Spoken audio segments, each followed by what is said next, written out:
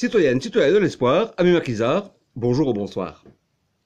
Vu l'escalade grandissante de l'apport massif en armes et munitions à l'Ukraine, et ce depuis 6 mois, venant de différents pays, Pologne, France, mais aussi l'Angleterre pour 3,7 milliards, et bien sûr les États-Unis d'Amérique pour 23 milliards de dollars en armement, et vu la situation actuelle de plus en plus explosive et meurtrière, sans prendre en considération le risque d'un accident nucléaire majeur par rapport à la centrale nucléaire de Zaporijia, je voudrais, en tant que citoyen belge, vous soumettre l'idée de demander de provoquer un référendum qui porterait sur une simple question.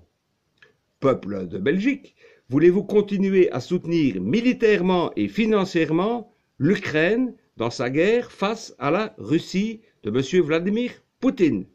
Oui ou non?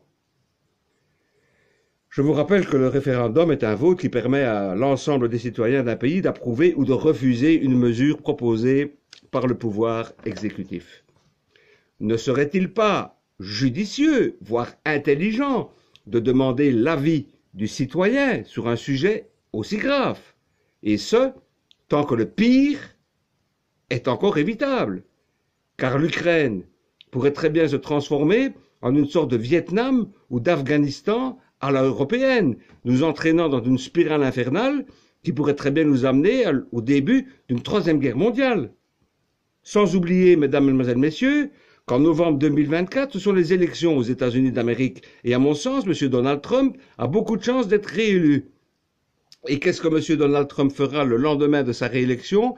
Il supprimera tout de suite tout apport militaire et financier à l'Ukraine, laissant l'OTAN face à la Russie de M. Vladimir Poutine. Ça ne peut nous amener qu'à une gigantesque bérésina à la racine carrée. Certains politiciens se sont crus malins de parler de guerre économique totale. À partir du moment où vous livrez des armes et des munitions, ce n'est plus économique, mais militaire. Vous ne devez alors que retenir que 2 mots, guerre totale. Cela ne vous rappelle rien? Voulez-vous que je vous le fasse dans la langue de Goethe? Total Krieg. Ça ne vous rappelle rien? Et on sait comment ça a terminé.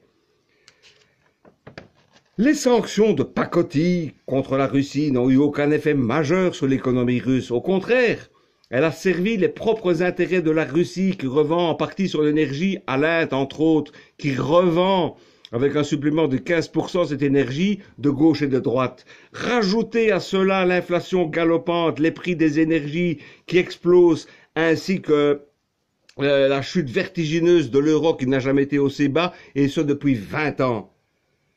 Alors, mademoiselles, messieurs, tant que le pire est encore évitable, et face à cette oligarchie mondialiste détestable, retrouvons notre liberté de peuple de choisir ce qui est bon ou pas pour nous. Par ce référendum national, voulez-vous continuer à alimenter militairement et financièrement l'Ukraine? Oui ou non? Bonne soirée.